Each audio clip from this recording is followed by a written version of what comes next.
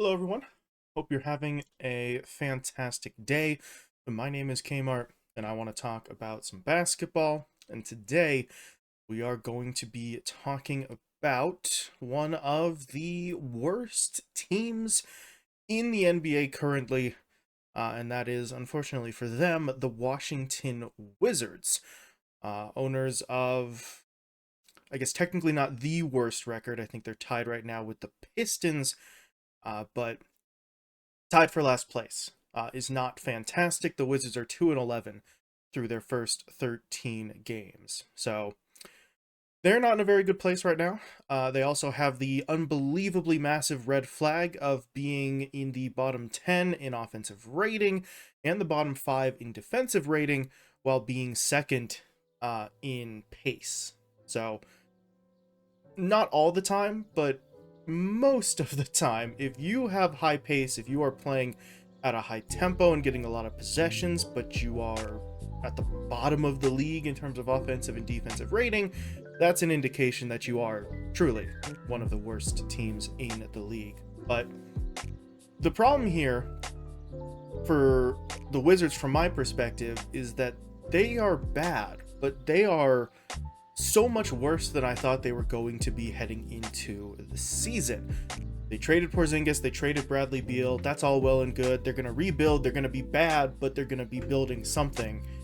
And so far this season, it really doesn't even look like they're building much. They just kind of suck. So let's talk a little bit about why and try to do it fairly quickly. So the main points here for the Wizards, not an efficient enough offense for them, a truly atrocious defense, and maybe a few bright spots, but some confusion about where this team's going in the future. So we'll start with the offensive points here, right? The Wizards are not awful if you're just looking at sort of scoring metrics, right? That can be a little deceptive here. They're 10th in the league in points per game. 115.2 per game is their tally.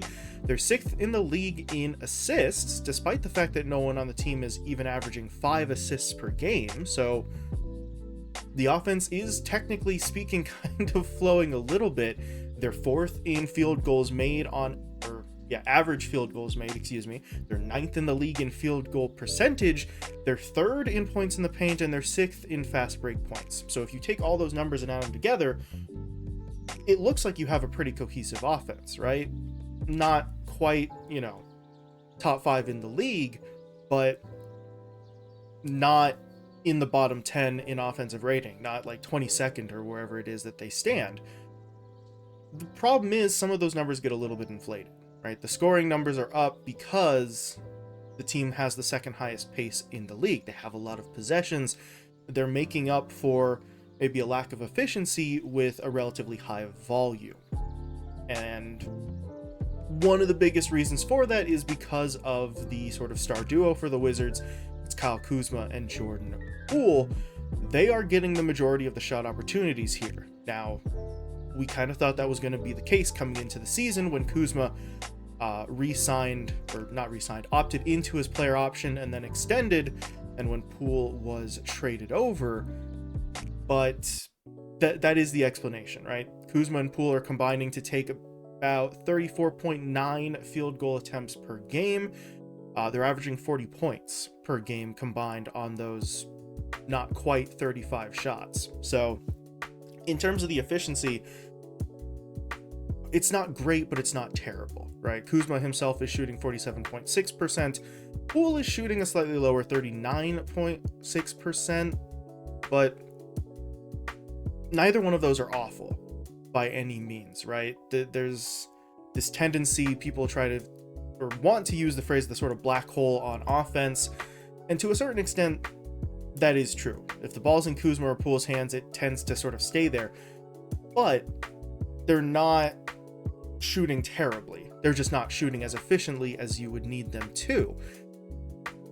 So what's the problem here, right, with the Wizards offense? The team goes fast. They get a lot of possessions. They're within the top half of the league, or even top 10 in some cases, in terms of overall field goal shooting. So why isn't this working for the Wizards? We have seen other teams in the league this season play a similar style, right? Just 100% offense, fast-paced. Defense is kind of a secondary concern. But we've seen teams like the Pacers and the Mavericks win games with similarly fast-paced schemes and be relatively high up the standings, at least in comparison to the 2-11 Wizards, right? So, well, what's the issue? The issue is that the Wizards are missing a couple of things that those other teams have. First and foremost, three-point shooting. The teams like the Pacers and the Mavs are some of the best three-point shooting teams in the league, so that faster pace, having more possessions, pays off more because they take threes instead of twos, and they make them. The Wizards do not do that. They are not a great three-point shooting team. They are 20th in the league in their three-point percentage. They are 18th in the league in terms of three-pointers made per game. So I'm not always a huge fan of teams falling in love with the three ball, but if your point is to simply have more possessions than your opponent and just win by volume, you do need to have a decent three-point scoring threat to maximize your efficiency with those extra possessions. Washington doesn't really do that. They average a few more turnovers per game than some teams like the Pacers and the Mavs as well. The Wizards are 10th in the league, which is still not bad. It's above average, better than average in terms of their turnovers, but it does eat into that efficiency a little bit more when you combine it with the fact that they don't really shoot too many threes. And then the final sort of bit on top here is that the team's pretty awful in terms of their offensive rebounding. They're 28th in the league on that front, which means that they're 29th in the league in second chance points, behind, I think, only the Lakers, who barely have any second chance points. So that's the problem. You're a fast-paced offense. You're trying to take advantage of having more possessions than your opponents, but you don't shoot a lot of threes. You're still turning the ball over a little bit. And if you're missing shots here and not hitting on that first attempt, the Wizards very rarely get a second attempt in the possession. So one and down, up and down the floor while not taking a lot of threes doesn't really maximize the efficiency from your fast-paced offense. The other teams that we mentioned, like the Pacers and the Mavericks, do that. They're elite three-point shooting teams. They turn the ball over, for the most part, less than average, and they generally play so efficiently that the lack of defensive strength is overlooked, whereas the Wizards can't quite do that yet. And that becomes a problem when we talk about the fact that the Wizards defense is truly, genuinely terrible. It sucks. I am going to go through this section quickly because it just makes me upset and depressed, but we're going to run through the numbers on the Wizards defense here. It is rough. They are last place in the league in terms of points allowed, which means they allow the most. They are last in the league in field goals allowed. They are 29th in the league in field goal attempts allowed. They're 30th in the league in field goal percentage against them. They are 30th in total rebounding with a differential of 13.1 per game, which means that they are allowing their opponents on average to get 13 more rebounds than them per game. That is truly and genuinely awful, and I'm not even technically done yet. They are also 30th in the league in assists allowed, which means, again, they allow the most, and they're 26th in the league in terms of most fouls committed. Are you seeing the problem here? They allow way too many points. They let their opponents shoot insanely high percentages. They don't rebound well. They allow assists like crazy on every possession, and they're in the bottom 5 in terms of fouls committed. This defense just cannot stop anyone, really. And we have seen that reflected in the results here. The Wizards have not held a single opponent under 100 points this season, and they've only held opponents under 110 points 2 times in this season. And kind of remarkably, those 2 times that they held opponents under 110 points, they only won one of those games. It was a game against, they played Brooklyn, so they got that. So it's kind of weird. Their defense really can't do anything. They're reliant on the offense to go out and score 120 or more points per game, otherwise they will lose. And that's really not good.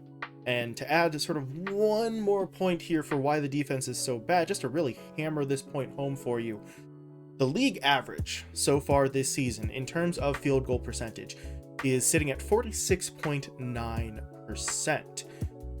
The Wizards have allowed their opponents to shoot higher than that league average in 10 of their 13 games so far this season. It's truly a straight up terrible defense, and I really don't want to get into the specifics of player by player metrics because that would just make, like I said before, make me sort of upset and depressed. But just from those stats, you can sort of tell this team's defense is bad. And looking at any individual player, I really don't feel like that's going to help, because no matter how good an individual player's defensive effort might be, the team as a whole is so bad that trying to make distinctions based on the relative strength of one player to another really doesn't matter, because they're just terrible all around. That being said, I will put one little thing in here. For Kyle Kuzma and Jordan Poole, they get a lot of credit for being bad defenders. They actually have, I think, like, they're in the top 3 or 4 on the team in terms of individual defensive rating as a player. So they're some of the better defenders on the team, but they're some of the better defenders on a team that is the worst defense in the league. So this is kind of the point I was making, right? You look at those numbers and it looks okay, but in the wider context of just how bad the Wizards are defensively, it really doesn't matter. So there it is. The Wizards are good-ish, but not good enough on offense, and their defense is one of the worst I have seen in quite some time. Here's the problem, though. Or, well, the big problem. Everything else has already been a problem, but we'll get to the sort of future one, and that is that the team sucks. But fans don't have too much to be excited about with this team, and fans may not really have a clear grasp of what the future holds for the Wizards. Now, Washington's already last in the league this season in terms of attendance. It's always kind of rough putting sports teams in Washington, D.C., because the area is, I don't know, it's kind of weird in terms of attendance based on a large portion of the population who live there, living there for political reasons, and sports and that don't always sort of mix. It takes a really, really good team to attract attention in Washington, D.C., because there's other stuff going on. But the idea here for the Wizards was initially, I thought, that they were going to rebuild. That trading away Kristaps, Porzingis, and Bradley Beal was sort of a signal of a rebuild and a change in focus. I think that's the direction a lot of people thought the team was going to go in. And yeah, they'd be bad. Obviously, rebuilding teams tend to be bad, but they would be building towards something, right? They would be assessing the value of guys in their sort of mid-20s, guys like Corey Kispert, guys like Daniel Gafford, who maybe have a couple years left on their deal, but aren't maybe considered to have, they've aged out of the prospect category, right? I think Kispert's 24 and Gafford's 25. So you would want to assess their value, right? See if you want them long-term as maybe the slightly older parts of a rebuilding roster. At the same time, you would focus on the development of your sort of young, exciting talent. Guys like Deni Avdija, guys like the recently drafted Bilal Coulibaly. Those would be your guys that would sort of be the vanguard of this new version of the Wizards. And the fans would be excited about that, about watching these young players play, even though they are very likely to be bad for a year or two at least, right? Instead, we have this situation with the Wizards, where whoever remains of those 4 guys that I just listed off will be secondary pieces around the duo of Kyle Kuzma and Jordan Poole, who are both signed to contracts in the realm of 20, I think even upwards of 30 million over the next couple of years, and they are both signed until the end of the 26-27 season.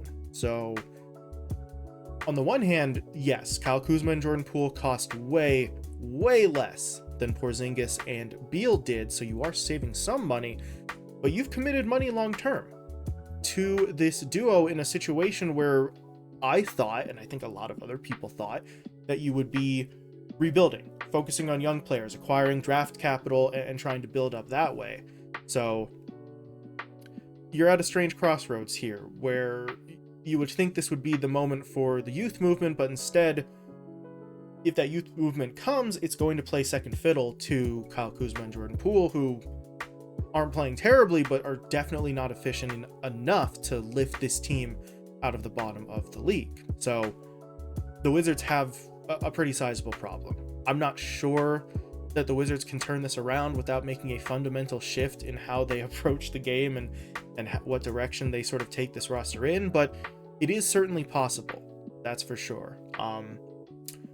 To use a specific example, we've seen the Houston Rockets make some pretty big strides so far this season, still early on, but we'll give them credit for that, after being in a pretty similar position last year to where the Wizards are now. The Rockets were truly terrible last year, but they were supposed to be.